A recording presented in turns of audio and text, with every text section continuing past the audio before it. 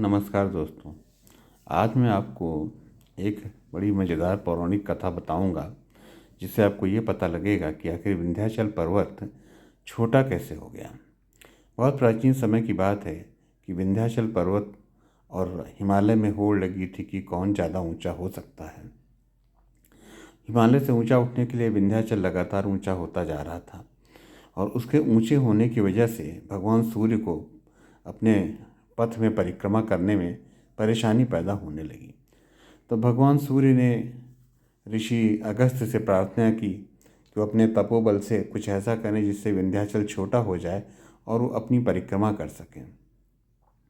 उनकी बात सुनकर अगस्त्य ऋषि ने विचार किया और वो विंध्याचल के पास गए।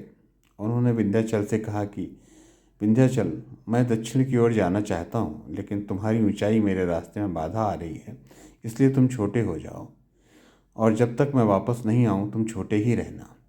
ये बात सुनकर, क्योंकि ऋषि अगस्त्य बहुत ही प्रभावशाली थे, विंध्याचल ने डर के मारे अपने आप को छोटा कर लिया और ऋषि अगस्त्य दक्षिण की ओर चले गए। क्योंकि ऋषि अगस्त्य ने विंध्याचल को बोला था कि जब तक वो वापस ना आए तब तक वो ऊपर ना उठे और छोटा ही रहे।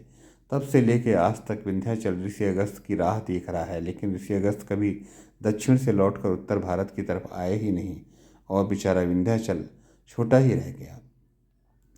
आप इसको इस सेंस में ले सकते हैं कि जितने भी पर्वत श्रृंखलाएं हैं वो कभी बहुत ऊंची रहती हैं, फिर धीरे धीरे लाखों साल में घिसकर छोटी हो जाती हैं और फिर और जब ज़्यादा छोटी हो जाती हैं तो वो पर्वत श्रृंखलाएं फिर प्लेटू में कन्वर्ट हो जाती हैं, जिसको हिंदी में हम पठार भी कहते हैं।